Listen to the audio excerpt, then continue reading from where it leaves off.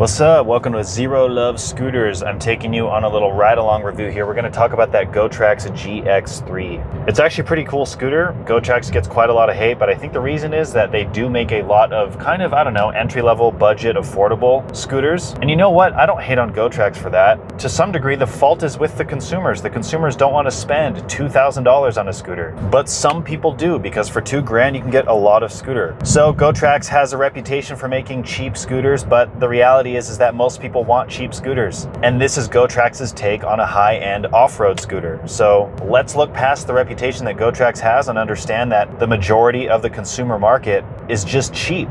And that's not GoTrax's fault. They're literally just giving into a demand. Personally, I only really mess with nice, expensive scooters. I like taking my scooters off-road. In fact, the only scooters I really care about are the ones that are off-road capable. And for some reason, I like scooters way more than I like bikes. I used to be a crazy mountain biker. I did some insane stuff, and all those skills kind of translate into what I do off-road on scooters now for fun. So I'm having a great time out there. I'll be sure to include some B-roll footage of some of the riding I've been doing, which is insane as far as scooter riding goes. I used to do crazier stuff on my bike, but honestly, we're pushing the limits of scooters over here. So thanks for tuning in. Let's get into this review. I just wanted to set the tone. So this is a dual suspension, dual motor, off-road focused scooter. And it has actually quite a few things going for it that are unique to the GoTrax. I'll talk about the pros and cons real quick. Let's do that.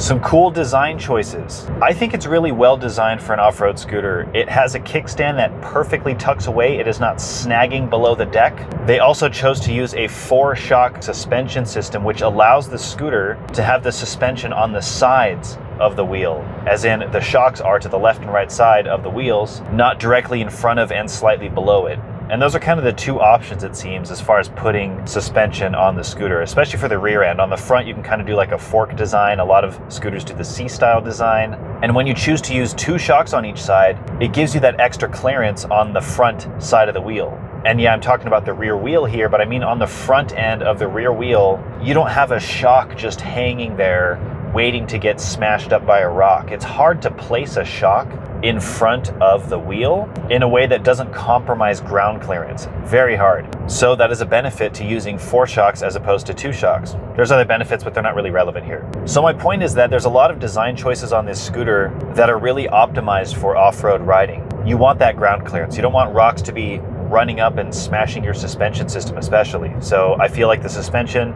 and the bottom of the deck, the kickstand, all those things are very out of the way and protected from the rough riding that this scooter is very capable of doing.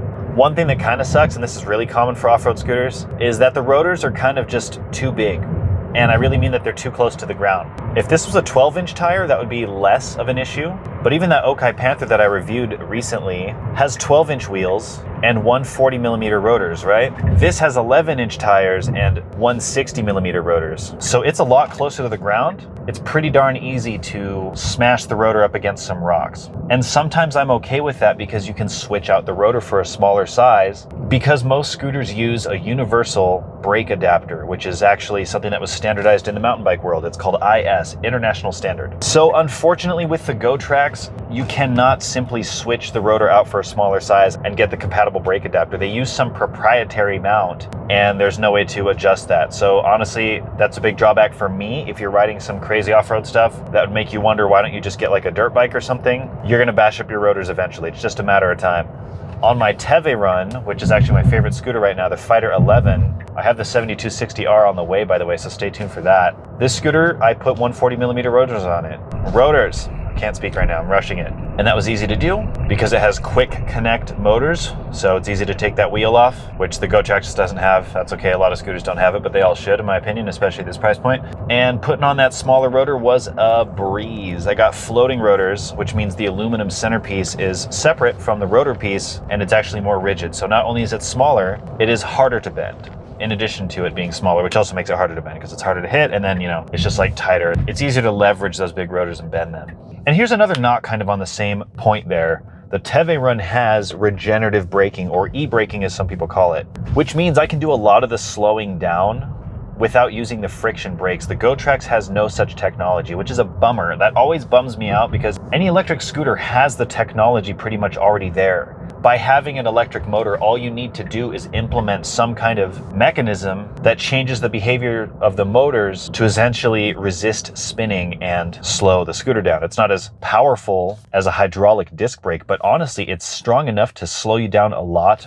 and you can come to a full stop. So honestly, for the majority of the braking, you don't really need your friction brakes. And on my 𝐷𝐻𝐻 run, I'm really not using my friction brakes very much, which is an amazing benefit, because one thing that kind of sucks about scooters, you use the brakes a lot because the wheels are spinning so much. The pads get used up pretty quickly is what I'm trying to say. But on the 𝐷𝐻𝐻 run or scooters that have regenerative braking, that is not an issue. So honestly, on my 𝐷𝐻𝐻 run, I'm probably, this is a rough estimate, but I'm probably going to get like 20 times as much life out of my pads than I would on a scooter that does not have regenerative braking, and the GoTrax is unfortunately one of those scooters. So that's another detail. A lot of people don't care about it. They should, but they don't. So I'm being critical about it, but most people are not critical about it. And honestly, those might be my biggest critiques of the scooter. Let's talk about a couple more things that I like and do not like. The scooter is actually pretty light for its class. There's a lot of scooters that are like 11-inch dual suspension, off-road capable or not. They're like 110, 130 pounds. This one is like mid-80s. It's honestly pretty light. But honestly, my 𝐷𝐻𝐻 run is like mid-80s. Probably about 4 pounds heavier than this GoTrax.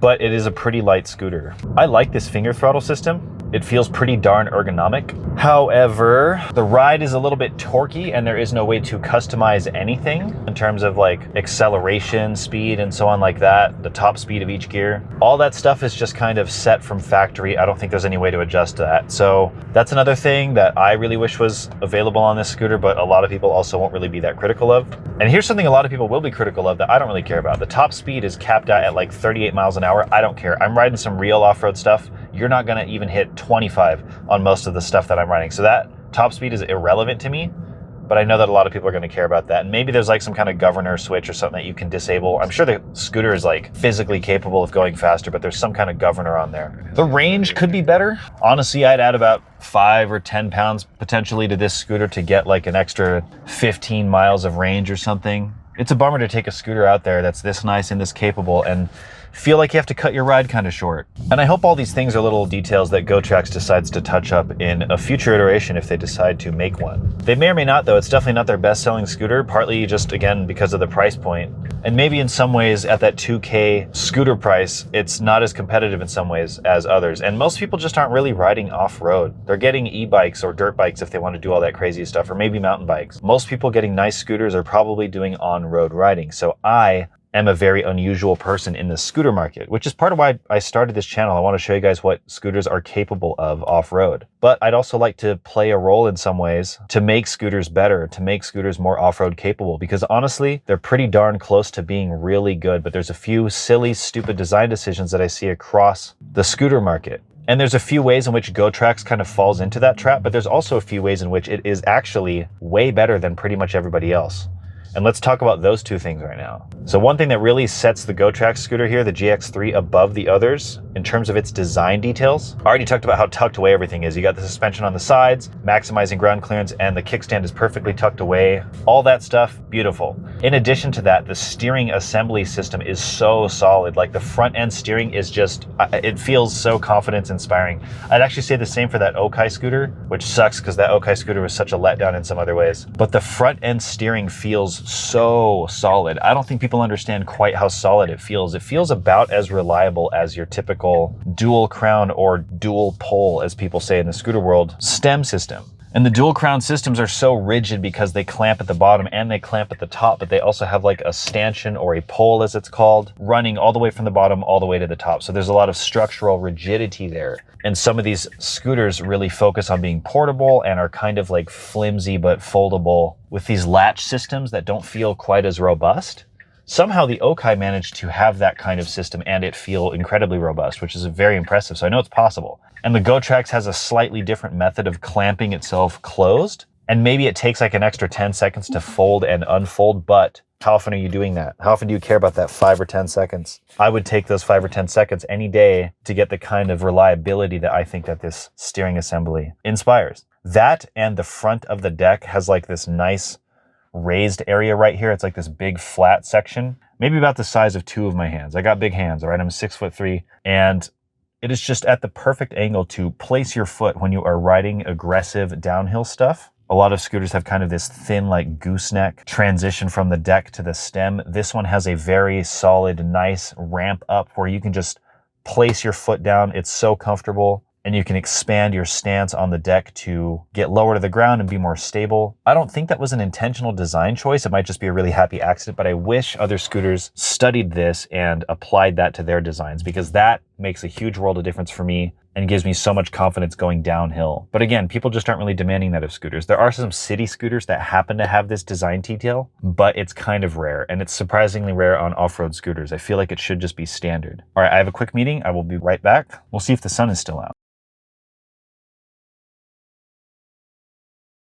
All right, and we're back with the jacket on because it's chilly and it's getting later, right? I think that covers my list of pros and cons pretty well. I should probably also mention that the shocks have a rebound adjustment, which controls the speed at which the suspension decompresses. It's a very nice adjustment to have. And other than that, I'm not sure there's too much left to say. This is a scooter I was personally very back and forth on. I'm actually not going to be committing to it. I have my Teverun. I really like it. There are a couple things about the GoTrax that I wish were on my Teverun, for example. I wish my Teverun had the confident and stiff steering and ground clearance that the GoTrax had, but actually pretty much outside of those two things, I like everything about my Teverun better. I think that the GoTrax's folding mechanism, like specifically the latch, is a little bit better. This Teverun has like a little hook that's installed on the tail, and that I actually just removed it because it's so annoyingly positioned. Why can't they design something more so like the GoTrax, you know? That's not so hard to figure out. But those things are small enough of a pain that I would not choose the GoTrax over my Teverun. But I can recognize a couple of strengths that the GoTrax has that the Teverun does not. By the way, if you're interested in any of these Teverun scooters,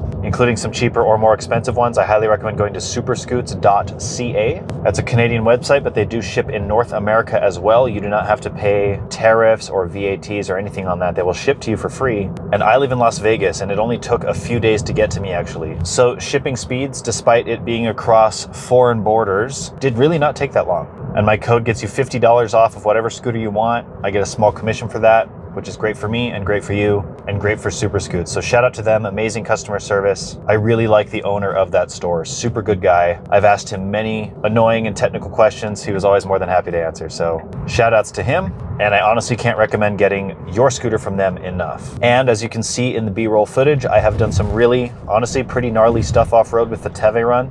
I figured that I can do everything I want to do on the Teverun scooter, despite it not really being an off-road scooter and having road tires. I can do everything I want. Oh, you know what? That reminds me. There's one more thing I did not like about the GoTrax scooter. It has tubeless tires, but it's actually inflated with inner tubes. So that's kind of I wish you just went full tubeless. Unfortunately, I did get a flat, and it was kind of a hassle to fix. You're much less likely to get flats with tubeless tires because you won't get pinch flats, which is when your tire gets crushed against the rim and it ends up like pinching a hole in the inner tube. That and other kinds of flats are just much less likely to get and more easily able to recover from. But at least there is a tubeless tire on there, and the tubeless tire has a bit more beefy of a sidewall. So there's benefits to having a tubeless tire even if you're using an inner tube. But honestly, why didn't you guys just go full on tubeless? That would have been great. I guess that's one little small knock on the GoTrax scooter as well. The Teverun is tubeless with 4-inch width tires, at least on my Fighter 11, which if you want to know more about, you can see my review on. And honestly, I should do another review. I need to talk about that more. But yeah. Thanks for watching. I'll leave a link to both scooters, I suppose. I bought my GoTrax on Amazon. Why not do that? You have some extra support there in case you need to make a return. And I'll leave a link for that, and I'll leave a link for my scooter and the scooter review. And if you guys have any questions, just ask. I'll try to be a little bit more active on here. It's my secondary channel, if you will. All right, I'll see you guys in the next one. Thanks for watching. Bye for now.